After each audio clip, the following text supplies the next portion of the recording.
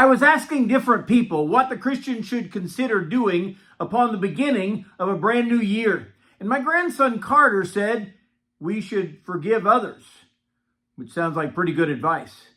Good morning. This is Pastor Ernie Lewis of the Blue Point Church in Sisseton, Illinois, with your thoughts for Thursday.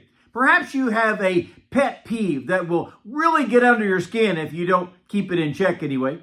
And there are some things that people do, or perhaps they don't do when we expect them to, that really bothers us to no end.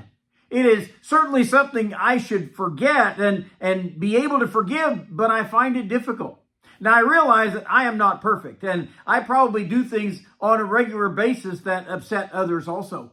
So, as we look over the past year, are there those instances when someone has insulted us or disappointed us by their words and actions, and we can't seem to let it go? If something readily comes to your mind, maybe from January of 2024, you're still steaming about this infraction that's committed by someone else, they're not the ones that has the greater fault. Maybe you've waited for them to ask for forgiveness or make it up to you in some way.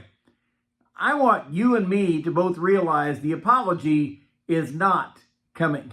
Chances are they don't even recognize they upset us, even though we may have worn this on our sleeve for a long time, and especially right in front of them.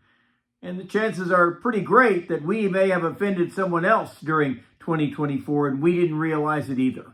So no apology is being offered for this instance either. So Jesus says in Matthew chapter 6 and verse 14, "For if you forgive men their trespasses, your heavenly Father will also forgive you. But if you do not forgive men their trespasses, neither will your Father in heaven forgive your trespasses." You know, if we could just grasp that truth for a minute, that we are forgiven as we practice forgiving others. I mean, that's what Jesus told us in the model prayer. Forgive us our trespasses as we forgive those who trespass against us. Notice that forgiveness comes to us when it is offered to others. You know, we maybe can understand that on a horizontal basis. You know, you forgive me and I'll forgive you. But Jesus is actually talking about a vertical relationship here, the one we have with our Heavenly Father. And we know, of course, that God is full of mercy and grace, but what if those attributes are blocked by our attitude of unforgiveness, by a grudge that we're determined to hold on to? He's pretty clear here in his Sermon on the Mount to say, if you do not forgive men their trespasses, neither will your Father in heaven forgive you your trespasses. Now, I know I'm the preacher, right? Certainly should be above sin, but that's not always the case. I desire and require God's forgiveness on a daily basis, and sometimes more than once a day, of course. I would hate to think that my stubborn attitude, my vindictive thoughts and actions would keep me from being forgiven for my stubborn attitude and my vindictive thoughts and actions, or anything else for that matter. It is a new year.